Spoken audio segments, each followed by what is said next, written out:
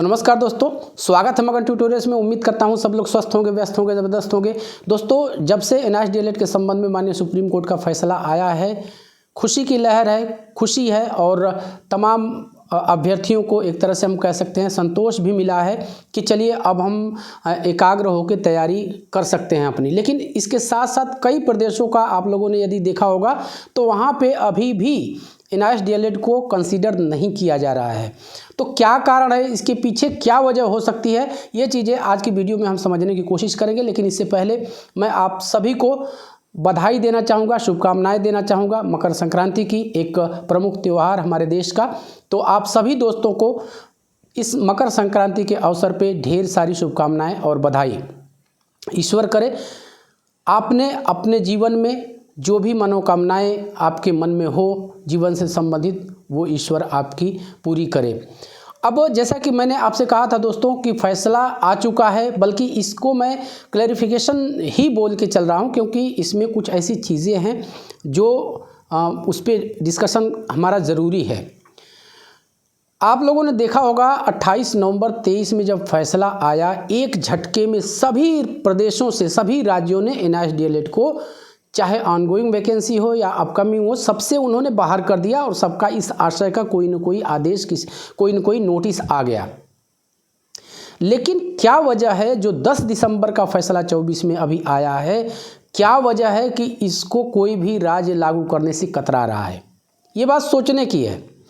आप लोग कई बार मुझे कोसते रहे हैं कि आप नेगेटिव बातें करते हैं। देखिए, आप लोग की, आपका कोसना, आपका गुस्सा मैं फिर से एक बार बर्दाश्त करने के लिए तैयार हूँ, सुनने के लिए, सहने के लिए तैयार हूँ। लेकिन ये बातें सोचने की हैं कि जब फैसला आ चुका है और इस तरह की घोषणाएं भी कर दी गई कि हम केस जीत चुके हैं, तो फिर कोई भी राज्य एनआईएस डीएलएड को कंसीडर क्यों नहीं कर रहा है? सवाल सबसे बड़ा ये है।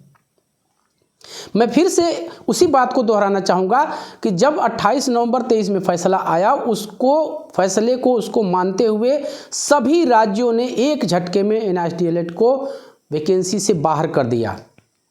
तो होना ये चाहिए था कि जब 10 दिसंबर में फैसला आ रहा है, हम केस जीत रहे हैं, तो जिस तरह से सभी राज्यों ने बाहर किया था उसी तरह से वो अंदर भी लेते, तब इस चीज़ को हम मानते या ये चीज़ हमें समझ में आती कि ठीक है, जिस तरह से कोर्ट के फैसले का सम्मान करते हुए सभी राज्यों ने बाहर किया था, अब उसी माननीय कोर्ट के फैसले का सम्मान करते हुए अंदर ले रहे हैं।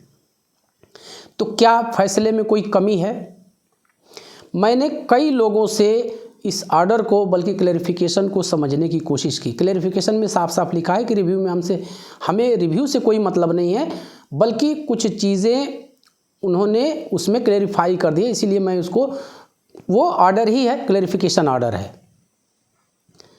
तो क्या ऑर्डर में कोई कमी है जिसकी वजह से सभी स्टेट एनआईएस डीएलएड को कंसीडर नहीं कर रहे हैं, या फिर और कोई वजह है? एक चीज़ आप लोग जान लीजिए, जो लोग भी इस तरह की चीज़ें कह रहे हैं, सोच रहे हैं, या सोशल मीडिया प्लेटफॉर्म पे ही आके इस तरह की बातें कह रहे हैं कि इसके लिए आपको प्रयास करने पड़ेंगे, तो आखिर दोबारा प्रयास क्यों? हमें क्या करना होता है? हम केस जीत के आए हैं, तो हमारा केवल इतना काम है कि जो ऑर्डर आया है उसको हम रिसीव करा दें संबंधित विभाग में। इसके बाद वो उसकी जांच करेंगे और अगला कदम जो उसमें लिखा है ऑर्डर का, उस हिसाब से वो कोर्ट के आदेश का पालन करेंगे। मुझे एक बात अब तक समझ में नहीं आई कि जब माननीय सुप्रीम कोर्ट का फैसला है, जब माननीय सुप्रीम कोर्ट ने ऐसा ऑर्डर दिया है, तो फिर हाई कोर्ट में केस करने का क्या मतलब है? जाहिर सी बात है, माननीय कोर्ट का फैसला है, यदि कोई उस फैसले को कोई भी राज्य नहीं मान रहा है तो कंटेम्प्ट ऑफ कोर्ट का अवमान्य याचिका हमें दायर करनी चाहिए उसी मायने सुप्रीम कोर्ट में कि महोदय, आपने ये निर्णय दिया है लेकिन इसको कोई भी राज्य नहीं मान रहा है। अब अवमानना का मतलब समझते हैं? अच्छी अच्छी सरकारें हिल जाती हैं यदि कोर्ट की अवमानना का सामना करना पड़ गया तो। मैंने कई लोगों से ये ऑर्डर दोस्तों समझने की कोशिश की कि वास्तव में इस ऑर्डर में क्या है, क्या बोला गया है। आप लोगों ने हाल फिलहाल पिछले कुछ दिनों देखा होगा तो लाइव आए थे संतोष सर, AOR हैं, वरिष्ठ AOR हैं, सीनियर, और उन्होंने कहा था कि कोई दिक्कत नहीं है ऑर्डर में, इसको और थोड़ा सा क्लैरिफाई होना चाहिए था। अब क्लैरिफाई क्या होना चाहिए था, जैसा कि मैंने आपसे कहा कि कई लोगों से, कई जो प्रोफेशनल लोग हैं, देखिए हम बहुत सारी चीज़ें हमारे समझ में नहीं आती हैं, ये मुझे कहने से कोई गुरेज नहीं है, बहुत सारी चीज़ें हम नहीं समझ पाते हैं। हम कोशिश करते हैं कि जो उस फील्ड के प्रोफेशनल्स हैं उनसे हम समझने की कोशिश करें, और वही कोशिश मैंने किया उस ऑर्डर को समझने की कि क्या वजह है, क्योंकि आप लोगों के बार बार कमेंट्स इस तरह के आते रहे हैं कि सर हमें कंसीडर नहीं किया। अभी असम से आया था कि हमें कंसीडर नहीं किया जा रहा है। खुद जिसके परिप्रेक्ष्य में ये ऑर्डर दिया गया था उत्तराखंड में, वहाँ भी हाईकोर्ट में केस चल रहा है। तो ये ऑर्डर है क्या? एक एडवोकेट हैं, वरिष्ठ एडवोकेट हैं, मैंने उनसे समझने की कोशिश की और मैं उनका नाम नहीं ले रहा हूं क्योंकि उन्होंने मना किया। उन्होंने कहा कि इसमें एक लाइन अगर लिख दी गई होती, एक लाइन केवल जोड़ने की ज़रूरत थी कि जो इंस्टीट्यूशन का नाम तो है, और देखिए दोनों नॉर्म बराबर होते हैं। एक संस्था ऐसी होती है जिसको सरकार चलाती है और एक संस्था ऐसी होती है जिसको प्राइवेट कोई इंडिविजुअली कोई संस्था चलाती है, और वही सरकारी और प्राइवेट के बीच की खाई आप जानते हैं पेमेंट में कितना अंतर है। प्राइवेट स्कूलों में आपको 2000 रुपये पढ़ाने पड़ता है, और गवर्नमेंट कॉलेजेस, गवर्नमेंट स्कूल जो है, इसी PRT की बात कर रहा हूँ, तो इसमें एक आपको सम्मानजनक सैलरी मिलती है। तो उस ऑर्डर में इंस्टीट्यूशन तो लिखा हुआ है, लेकिन ऐसी इंस्टीट्यूशन जिसको गवर्नमेंट बॉडी चला रही है, इस तरह का कोई, एक तरह से हम कह सकते हैं कि गवर्नमेंट इंस्टीट्यूशन उसमें होना चाहिए था। हमको कुछ लोगों ने, कुछ एडवोकेट्स ने ये चीज़ें कही कि ऑर्डर में गवर्नमेंट इंस्टीट्यूशन शब्द उसमें जोड़ा जाना चाहिए था। अगर ये शब्द होता तो शायद ये दिक्कत नहीं आती। तो आप भी समझने की कोशिश कीजिएगा। मैं जानता हूं कि आप सभी बहुत समझदार हैं, जानकार हैं और इंटेलिजेंट हैं, तो आप लोग प्लीज़ कमेंट करके ये बताइएगा। ऑर्डर सबके पास होगा, नहीं होगा तो मगन ट्यूटोरियल्स का ऑफिशियल टेलीग्राम चैनल है, उस पर जाइए, ऑर्डर पड़ा हुआ है, आप वहां से भी डाउनलोड करें। आप माननीय सुप्रीम कोर्ट के वेबसाइट से भी जाके 4961 जो रिव्यू का डायरी नंबर है वो डाल के भी आप ऑर्डर पढ़ सकते हैं। और अपने जब NIS कैंडिडेट आप हैं तो जाहिर सी बात है कि इतना कुछ आपने कर ही लिया होगा। तो एक बार फिर से आप भी नज़र डालने की कोशिश कीजिएगा, और जो भी आपके सोर्स हो, जहां भी आपकी पहुंच पकड़ है, वहां आप इस ऑर्डर को क्लेरिफाई करवाइए अपने हिसाब से कि क्यों ज़्यादातर राज्यों में, ज़्यादातर क्या, मैं अभी तक कोई भी ऐसा राज्य नहीं मिला जिसने माननीय कोर्ट की कॉपी को पढ़ते हुए, ऑर्डर को पढ़ते हुए और NIS DLED को कंसीडर कर लिया हो। KVS का ही आप ले लीजिए, वो भी गोल गोल घुमा रही है। अब MHRD के पास, हम कहें शिक्षा मंत्रालय के पास उन्होंने भेजा हुआ है। तो ये दिक्कत तो है।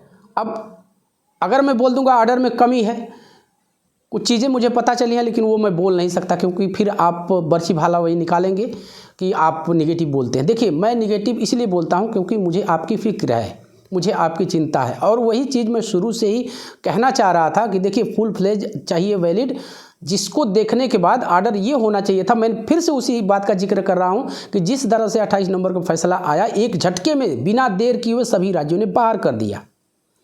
तो फिर जब फैसला आ रहा है, उसके उलट फैसला आ रहा है, रिव्यू के थ्रू फैसला आ रहा है, और जाहिर सी बात है भले ही रिव्यू उत्तराखंड के परिप्रेक्ष्य में था, लेकिन माननीय सुप्रीम कोर्ट का चूंकि ऑर्डर है तो वो सभी राज्यों पे, क्योंकि उत्तराखंड राज्य की ही तो सुनवाई चल रही थी, जो 28 नवंबर में फैसला आया उसी राज्य की सुनवाई थी, वहीं से मामला आया था सुप्रीम कोर्ट। और जब माननीय सुप्रीम कोर्ट ने फैसला दिया तो आप लोगों ने देखा, वेस्ट बंगाल में भी वही, असम में भी वही, बिहार से भी बाहर कर दिया। बिहार में तो बाकायदा काउंसलिंग चल रही थी। तो कहने का अर्थ ये है कि इस ऑर्डर को आप भी अध्ययन कीजिएगा। मैं भी अभी उसको मैं और ज़्यादा और लोगों से समझने की कोशिश कर रहा हूँ कि इस ऑर्डर में आखिर ऐसा क्या है जिसको देख के शायद इंस्टीट्यूशंस या सरकारें, जो सरकारी संस्थाएं हैं, वो कंसीडर क्यों नहीं कर रही हैं, क्या इसमें दिक्कत आ रही है उनको। हालांकि एक चीज़ मैं आपसे कहूँगा कि यदि आप जिस भी राज्य से बिलोंग करते हों, आप ऑर्डर को संबंधित विभाग में आप रिसीव कराइए और रिसीविंग लीजिए उनसे। क्योंकि जवाबदेही आप अवमानना याचिका भी तभी डाल सकते हैं वहाँ पे जब आपने रिसीव कराया हो, और वही आपका प्रूफ बनेगा कि देखिए हमने आपको ये कॉपी रिसीव कराई थी और इसके बाद भी हमें कंसीडर नहीं किया जा रहा है। तो खैर इन सब चीज़ों के लिए बहुत सारे लोग हैं और हमें कुछ ज़्यादा नहीं चाहिए, बस हमें चिंता है NISDLED के भाइयों का। और एक एज लिमिट वाला भी क्षमा कीजिएगा, एक एज फैक्टर भी है, कई लोग ओवर एज हो रहे हैं, तो उसके संबंध में भी पहल किए जाने की ज़रूरत है। 50 लाख रुपए इस केस में अब तक बहाए गए, लेकिन हम एक तरह से एक कहना चाहेंगे कि जो ओवर एज हो रहे हैं भाई, उनके बारे में भी इस तरह की व्यवस्था, इस तरह की मांग होनी चाहिए कि इनको भी कंसीडर किया जाए, क्योंकि कोर्ट के प्रोसीडिंग में ही 2-3 साल का समय मोटी मोटा लग गया। तो इस बीच में उनकी कोई गलती नहीं है, यदि वो ओवर एज हो रहे हैं तो उनको शुरू में ही कंसीडर कर लिया गया होता तो इस तरह की दिक्कत भी नहीं आती है। तो बस दोस्तों यही आपसे कहना था। आप प्लीज़ कमेंट करिएगा कि आपको आर्डर पढ़ने के बाद आपको क्या लगता है, और बाकी चीज़ों के लिए हम आपसे कभी और मिलेंगे। चलते चलते एक आपसे रिक्वेस्ट करेंगे कि कृपया इस चैनल को लाइक शेयर और सब्सक्राइब जरूर कीजिए। तो जब आप ऐसा करते हैं तो हमें एक मोटिवेशन ज़रूर मिलता है। एक बार फिर से मकर संक्रांति की ढेर सारी शुभकामनाएं और बधाई।